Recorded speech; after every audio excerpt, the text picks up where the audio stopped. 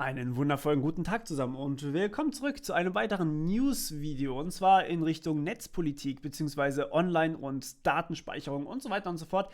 Und ja, es ist wirklich ein sehr, sehr schweres Thema. Das merke ich gerade, weil ich das Video zum 7. Mal aufnehme, glaube ich, weil ich nie damit zufrieden war. Und ich glaube, ich lasse euch jetzt tatsächlich mal darüber debattieren, denn ich könnte mich hier um Kopf und Kragen reden, weil es dann irgendwie immer so aussieht, als würde ich eine Seite bevorzugen. Dabei tue ich das nicht. Aber egal. Auf jeden Fall. Es geht darum, dass das BKA, also das Bundeskriminalamt, noch eine neue Maßnahme durchführen möchte, und zwar die Errichtung einer neuen Zentralstelle zur Bekämpfung von Hasskriminalität. Ja?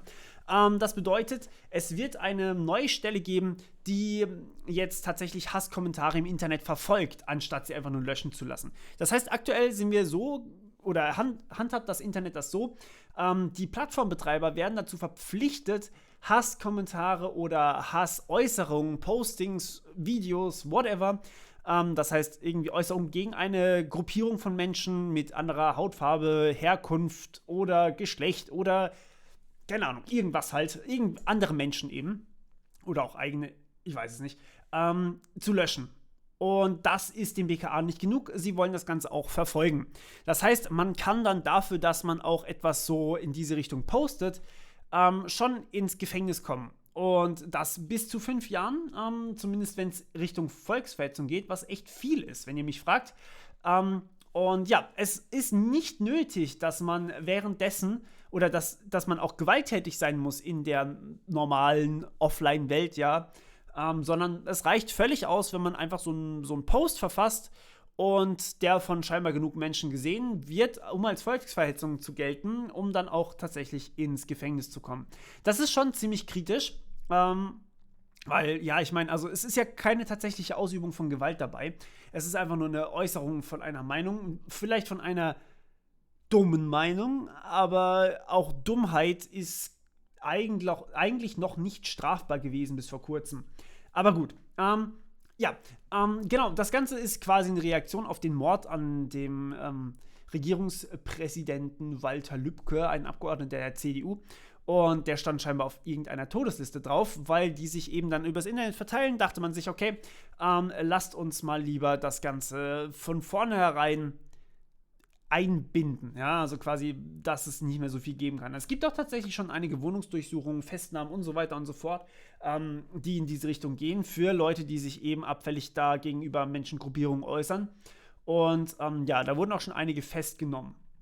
So, tatsächlich soll allerdings trotzdem diese Klarnamenpflicht, von der ich euch auch schon berichtet habe, nicht eingeführt werden aktuell. Klarnamenpflicht bedeutet, dass wenn ihr zum Beispiel YouTube nutzen wollt oder dass ihr, wenn ihr Facebook nutzen wollt oder sowas, dass ihr euch mit eurem echten Namen registrieren müsst und dieser echte Name muss auch verifiziert werden. Das heißt, Google muss euren echten Namen kennen, sprich, ihr müsst dann mit Ausweis hinrennen und sagen, hey Google, hallo, hier bin ich, mach mal mein Konto auf bitte oder schalt mein Konto wieder frei. Damit man eben die Leute, die sowas posten, leichter verfolgen kann. Dazu war das quasi da. Das soll jetzt doch nicht passieren, aber dafür wollen sie eine verstärkte Vorratsdatenspeicherung wieder haben. Das bedeutet längere Speicherfristen und vermutlich auch mehr Daten sollen gespeichert werden. Hier ist jetzt schon mal ein großes Problem. Also ich verstehe erstens nicht, warum man das braucht, weil Hasskommentare, ich meine, ja, das ist dann ohnehin noch gespeichert. Aber auf der anderen Seite, warum, also wenn man jetzt sowas wieder einführt, ja, so eine Vorratsdatenspeicherung, die ja ohnehin umstritten ist, dann untergräbt man quasi die komplette DSGVO. Denn in der DSGVO steht drin, Daten, so wenig wie möglich Daten speichern und so kurz wie möglich speichern. Und da steht es quasi, hey, du musst deine Daten lange speichern und du musst mehr Daten speichern, als du eigentlich brauchst, damit wir die Leute gut verfolgen können. Das heißt, die DSGVO wird quasi durch dieses Gesetz ausgehebelt, wenn ihr mich fragt. Schwieriges Thema. Auf der anderen Seite kann ich natürlich verstehen, dass man solche Leute hier zumindest zügeln möchte, ja. Aber dagegenüber steht halt auch wieder die freie Meinungsäußerung. Also ist halt ein Riesenkonflikt, ja. Man möchte dieses Mobbing quasi, das ist ja im Endeffekt nichts anderes als groß angesetztes Mobbing, möchte man zurücknehmen und reduzieren, indem man das Ganze illegalisiert. Ja, es ist nicht einfach, glaube ich, da einen Mittelweg zu finden, aber ich bin mir nicht sicher, ob das wirklich die richtige Richtung ist.